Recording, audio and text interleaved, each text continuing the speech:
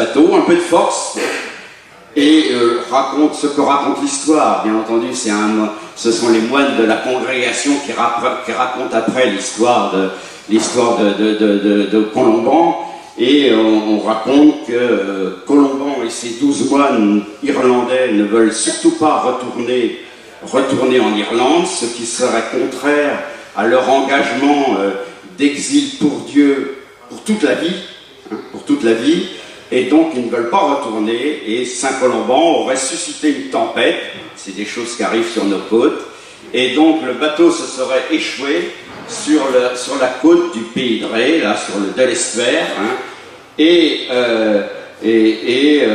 les moines décident de descendre du bateau.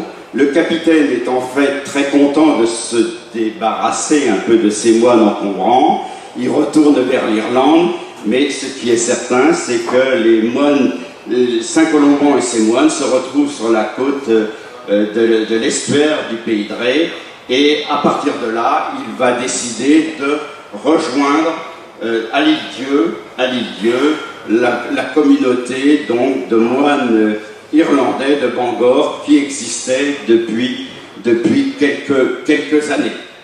Et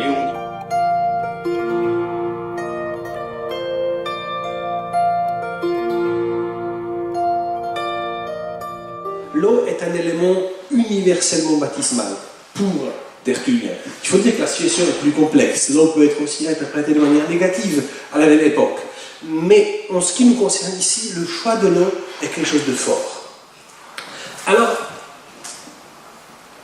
ce qu'il faut imaginer, c'est également une sorte de dialogue entre ce qu'on est en train de voir et ce qu'on va voir. Là, on est en face des portes. Lorsqu'on va rentrer dans le baptistère pour être initié, on va retrouver des images semblables. Alors que le miracle de Cana soit lu comme un miracle purement baptismal est prouvé par exemple par plusieurs choses. D'une part, on a les textes de Tertullien, de Jérôme et de Gaudenzio da Brescia qui répètent cette chose. L'eau du miracle de Cana, le changement de l'eau au vin, c'est comme le néophyte qui lui-même sera changé. Mais il y a également des images. Il s'agit par exemple de ce détail du magnifique baptistère de Naples où vous voyez le miracle ici à la Samaritaine. Ici, nous avons les deux servants qui sont en train de verser de l'eau. Alors on s'attendrait que l'eau devienne vin ici, n'est-ce pas? Ce n'est pas le cas. Vous voyez que les jarres pleines d'eau sont à tel point pleines que l'eau recommence à couler par terre, vous le voyez? L'eau continue. Or, imaginez-vous qu'ici, on est dans la coupole au-dessus de la piscine baptismale. Donc cette eau semble couler déjà jusqu'au bas. On a donc une image qui en elle-même évoque le sens du baptême.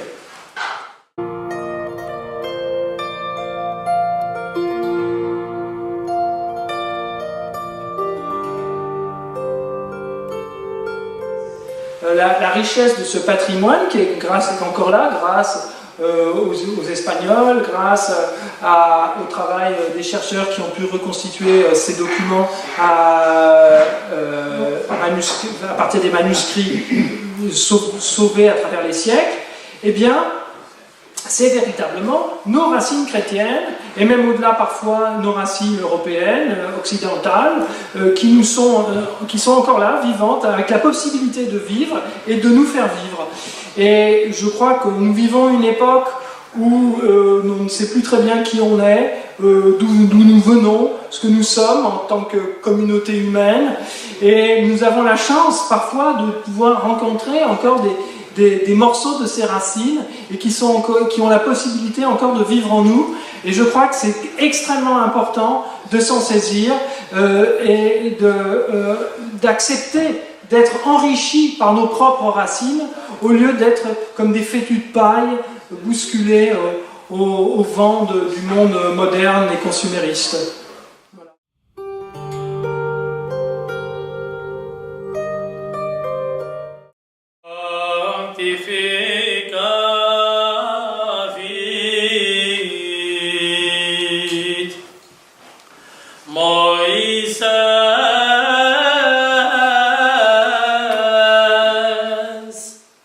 Altare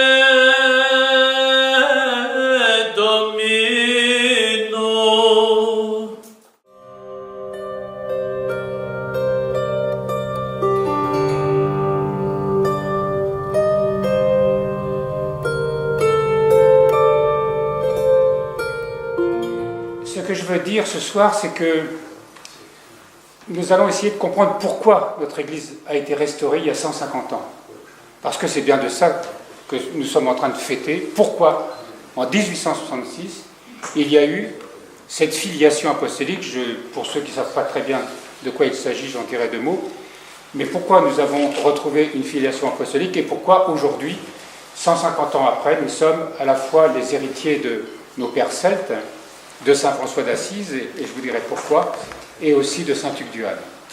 Pour cela, nous allons faire d'abord une prière à l'Esprit Saint, parce que c'est dans l'Esprit Saint, ensemble, dans cet esprit qui nous rassemble, que nous allons pouvoir cheminer dans un même esprit et un même cœur. Moi-même, j'ai besoin aussi de sentir que nous sommes dans cette unité et dans ce souci de percevoir à travers ce que j'espère, mon inspiration, nous allons essayer de vivre, parce qu'il s'agit de vivre quelque chose. Il ne s'agit pas d'apprendre, il s'agit de vivre ce soir quelque chose.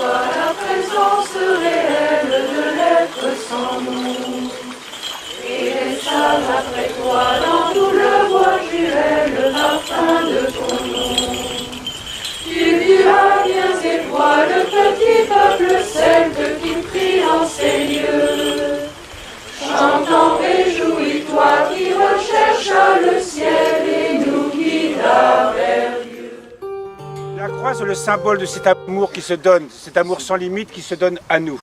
Alors elle est un grand symbole ici, juste à l'entrée du monastère. Et comme je vous parlais de la présence divine, ce lieu s'appelle aussi la Sainte Présence. C'est la plénitude de la présence divine qui est plantée au milieu du monde. Et comme je vous l'ai dit précédemment, plantée aussi dans notre cœur, comme un arbre verdoyant qui peut donner son fruit à chaque instant.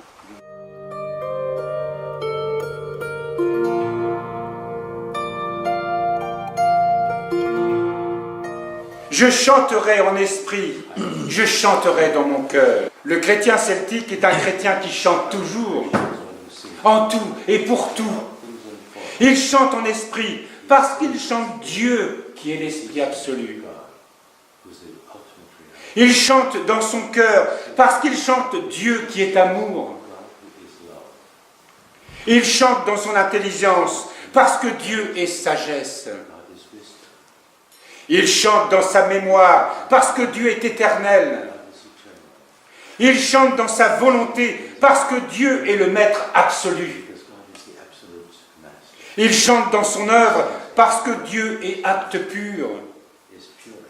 Il chante dans sa vie parce que Dieu est source de toute vie. Il chante dans sa mort parce que Dieu est immortel. Il chante dans sa faiblesse parce que Dieu est fort. Il chante dans l'impossible parce que Dieu est toute puissance.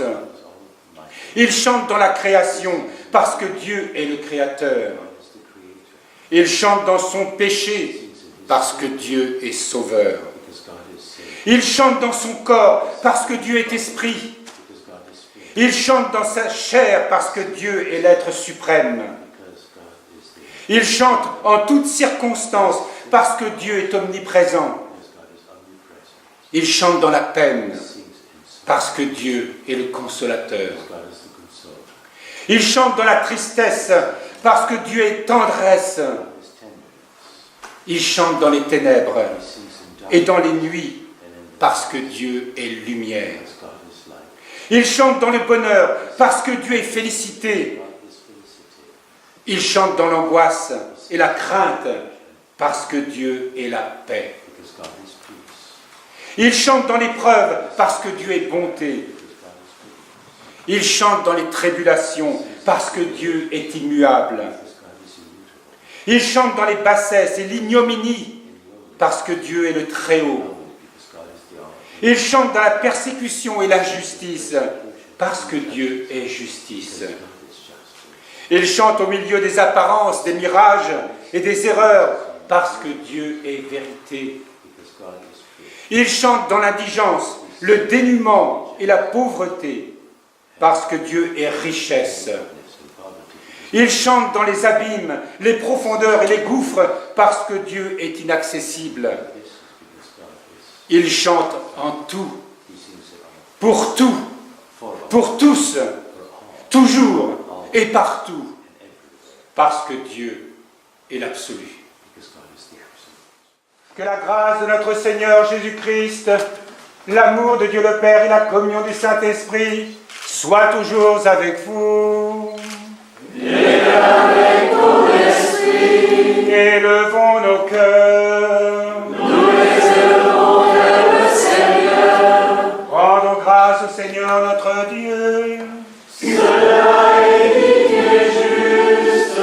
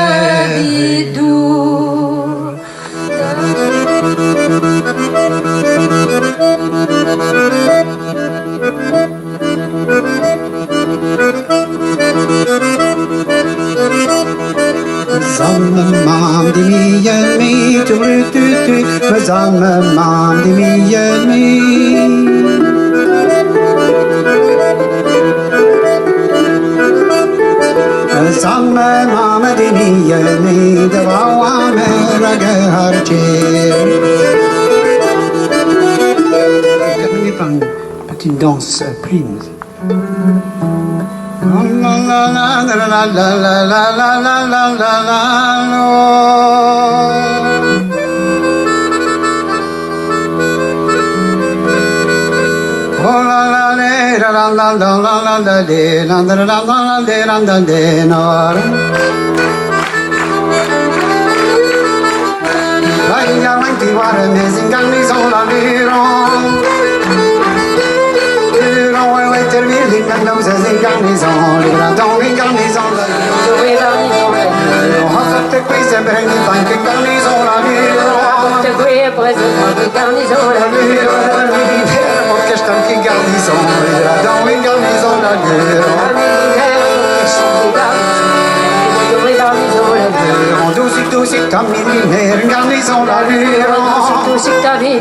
Garnison la danger, garnison, les bras dans une garnison la Luron.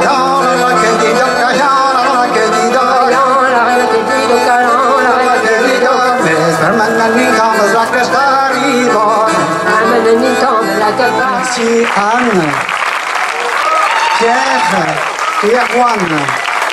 Le spectacle qui a été, le concert qui a été uniquement conçu pour vous, sur mesure. Merci.